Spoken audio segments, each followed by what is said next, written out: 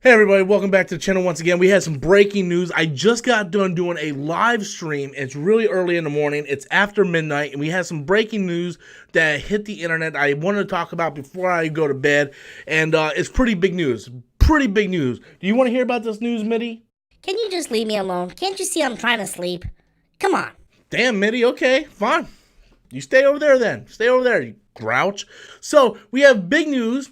And unfortunately, more bad news if you're a Star Wars fan, because now it looks like Benioff and Weiss is no longer doing Star Wars. Their Star Wars movies are no longer moving forward. So here's the article that I have in front of me. Game of Thrones showrunners David Benioff and D.B. Weiss are no longer working on new Star Wars trilogy.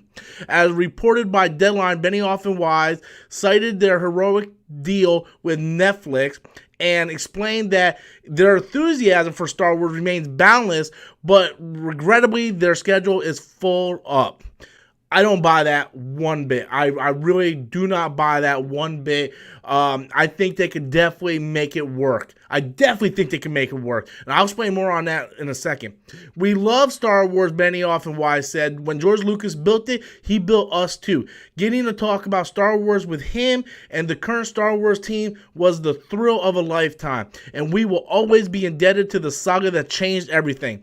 There are only so many hours in a day, and we felt we could not do justice to both Star Wars and our Netflix project, so we are regrettably stepping away. So this is why I'm calling bullshit. So here's the problem.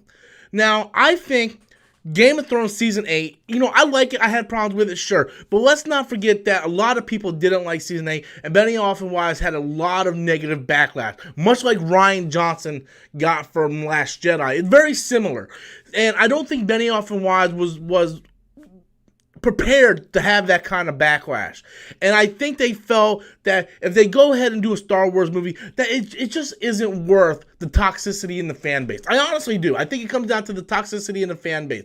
I think they're like, we just got a lot of heat from season 8 of Game of Thrones. Why are we going to put ourselves through possibly some more backlash with Star Wars? It's not really worth it. It's not worth the headache. So let's just go ahead and do our Netflix deal, and let's not worry about Star Wars, because you're not going to tell me that they can't do a treatment for a trilogy, because originally they were supposed to write and produce an entire trilogy. Then they're like, no, we're just going to write it. Oh, no, now we're just going to do one movie. And now, they're not doing it no more.